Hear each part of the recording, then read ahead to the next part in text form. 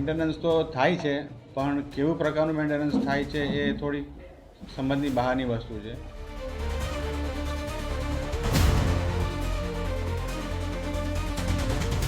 વી feel કે આ omega કંપનીની બેકાળજી, નિષ્કાળજી, આ લિફ્ટમાં લિફ્ટ સાથે કોઈએ ચેડા કર્યા હોય એવું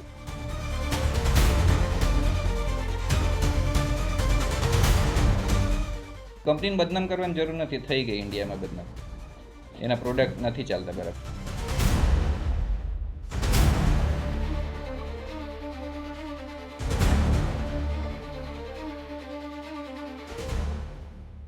વલસાડના સરદાર હાઇટ્સ લિફ્ટ દુર્ઘટનાનો મામલો. સરદાર હાઇટ્સની સરસ્વતી તેમજ સાબરમતી બિલ્ડિંગ લિફ્ટ દુર્ઘટનામાં અલગ અલગ ભયાવહ દ્રશ્યો સામે આવ્યા છે.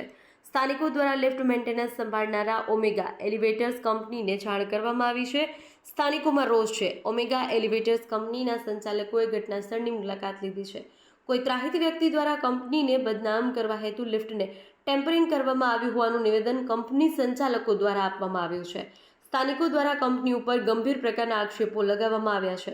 પોતાના દોષનો ટોપલો બીજાને નાખી દેવામાં આવ્યો હોય તેવા આક્ષેપ સ્થાનિકો દ્વારા કરવામાં આવ્યા છે. મારું નામ વત્સલ પંચાલ છે. સાબરમતી બિલ્ડિંગમાં રહું છું, 9મા માળે. અને આ ઘટના 3 તારીખના સવારે 7:15ની આસપાસ થઈ હતી. એટલે હું લિફ્ટમાંથી બહાર નીકળતો હતો ગ્રાઉન્ડ ફ્લોર પર, અને મેં મારો જમણો પગ બહાર કાઢ્યો અને બીજો પગ લઉં એ પહેલાં લિફ્ટ લગભગ ડબલ કરતાં બી વધારે સ્પીડ એકદમ ઉપર જવા લાગી. એટલે મેં લેફ્ટ પગથી મારી જાતને બહાર ફેંકી દીધો. એ પહેલાં મારું માથું ઉપર ભટકાયું હતું અને મારો બંને હાથ થોડા ભટકાયા હતા. માથામાં થોડી ઇન્જરી થઈ. મેન્ટેનન્સ તો થાય છે, પણ કેવું પ્રકારનું મેન્ટેનન્સ થાય છે એ થોડી સંબંધની બહારની વસ્તુ છે. કારણ કે આમાં જે રીતે લિફ્ટ બિહેવ કર્યું છે, there is a big error. Sir, society તરફથી જ્યારે અમને જાણ કરવામાં આવી છે ઘટનાની, એના પછી અમે લોકલ ટીમ થ્રુ એ લિફ્ટને ટોટલી સ્ટોપ કરાવી દીધેલી હતી. અને અમારી હેડ ઓફિસની જે ટેકનિકલ સાઉન્ડ ટીમ છે એ ટીમને આજે અમે લઈને આવ્યા છીએ સોસાયટીમાં ઇન્સ્પેક્શન માટે. સોસાયટી તરફથી પરમિશન મળ્યા બાદ અમે ઇન્સ્પેક્શન હાથ ધરીશું અને જે બી હશે એનું ચેક કર્યા બાદ રિવર્ટ કરીશું. તારણમાં સર, આ લિફ્ટમાં સેમ લિફ્ટમાં આગલા દિવસે એક કમ્પ્લેન આવેલી હતી. એના અંદર લિફ્ટ સાથે કોઈએ ચેડા કર્યા હોય એવું ફાઇન્ડ આઉટ થયું છે. એમાં એવું થયું છે કે લિફ્ટને કોઈ 2 ફ્લોરના વચ્ચે કોઈ થર્ડ પર્સને જાણી જોઈને બે ફ્લોરના વચ્ચે સ્ટોપ કરેલી છે, સ્ટોપ બટન થ્રુ. અને કમ્પ્લેન જ્યારે લોક કરી છે, અમે અમારો ટેકનિશિયન આવે છે, સોસાયટીનો જે માણસ છે વિશાલભાઈ કરીને, એમને જોડે રાખીને અમે ઇન્સ્પેક્શન હાથ ધરેલ છે. અને એમને એ વસ્તુ બતાવેલું બી છે કે સ્ટોપ બટન કોઈએ મારેલું છે.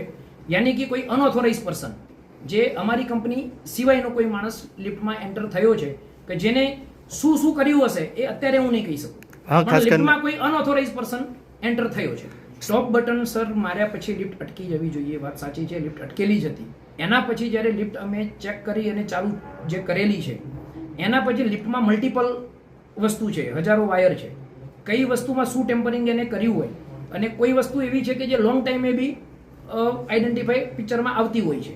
એટલે હવે ઇન્સ્પેક્શન હાથ ધર્યા બાદ જ અમે આનો ખુલાસો કરી શકીશું કે બીજે ક્યાં ક્યાં ટેમ્પરિંગ કર્યું. એડવોકેટ પરિચય દેસાઈ. ઘટના બહુ ગંભીર બની અને લગભગ મોટાભાગની લિફ્ટમાં મેલ ફંક્શનિંગ થયું અમારી સોસાયટીની. ટોટલ 36 લિફ્ટ ઓમેગા કંપનીના મેકની. અને એક ઇન્સિડન્ટમાં તો અમારા વત્સલભાઈ પંચાલ જે મેમ્બર છે સાબરમતીના, તેમનો જીવ બચી ગયો, જતાં બચ્યો. અને એવી રીતે થઈ ગયું કે લિફ્ટ ચાલુ, બંને બારણા ઓપન, અને વત્સલભાઈ બહાર નીકળતા હતા અને લિફ્ટ એકદમ રોકેટ સ્પીડે ઉપર ચાલી ગઈ. એટલે ઘણું બધું મેલ ફંક્શનિંગ થયું, રાઈટ. એટલે આમાં કોઈ ડિફેક્ટ હોઈ શકે, લિફ્ટના મેન્યુફેક્ચરમાં મેન્ટેનન્સમાં ડિફેક્ટ હોઈ શકે, આવું ઘણા બધા પોસિબિલિટીઝ છે.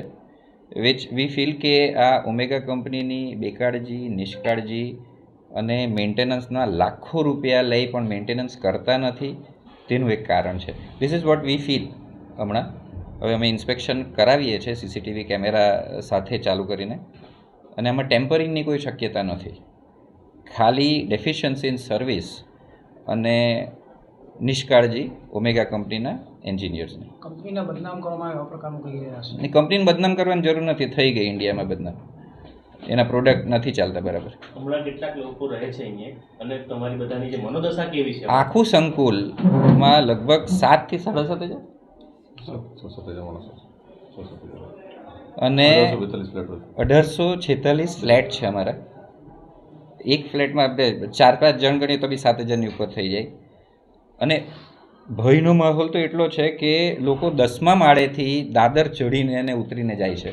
બિકોઝ એ લોકો બધાને જીવનું જોખમ. નાના છોકરાઓ તો એટલા ગભરાય છે કે એક્ઝામ આજે તો બી 15 મિનિટ વહેલા તૈયાર થઈને દાદર ઉતરીને ગયા છે સ્કૂલમાં.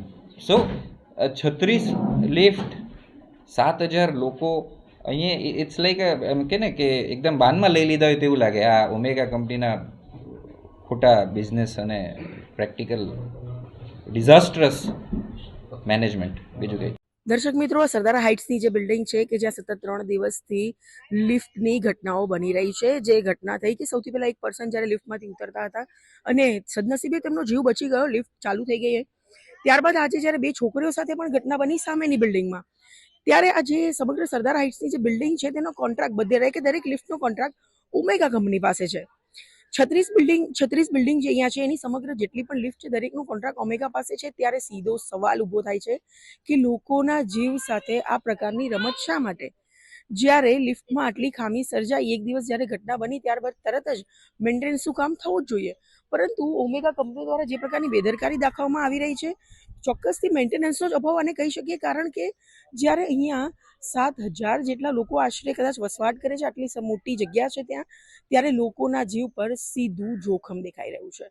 ઓમેગા કંપની દ્વારા આ પ્રકારની બેદરકારી જે 100% ન ચલાવી શકાય. કારણ કે લિફ્ટ એવી વસ્તુ છે કે જેનો યુઝ બાળકોથી માંડીને સિનિયર સિટીઝનથી માંડીને દરેક લોકો રોજ કરતા આવે છે. ત્યારે આ પ્રકારના જે એરર આવ્યા છે, જે ઘટના બની છે, ચોક્કસ ઘણા બધા સવાલો ઊભા કરી જાય છે અને સીધું જ લોકોના જીવ પર જે જોખમ છે તે તોડાઈ રહ્યું છે.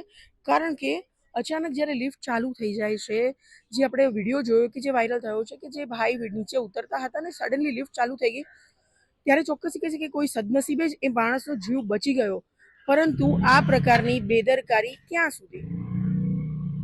જ્યારે 2 દિવસ પહેલા જ ઘટના બની, તેમ છતાં પણ કોઈ પ્રકારનું મેન્ટેનન્સની કામગીરી કરવામાં હજુ સુધી તો નથી આવી. ત્યારે આજે 2 બાળકીઓ સાથે પણ સેમ એવી જ ઘટના બની અને સદનસીબે બાળકીઓ બચી ગઈ. પરંતુ અત્યારે સવાલ એ છે કે આ પ્રકારની બેદરકારી ક્યાં સુધી?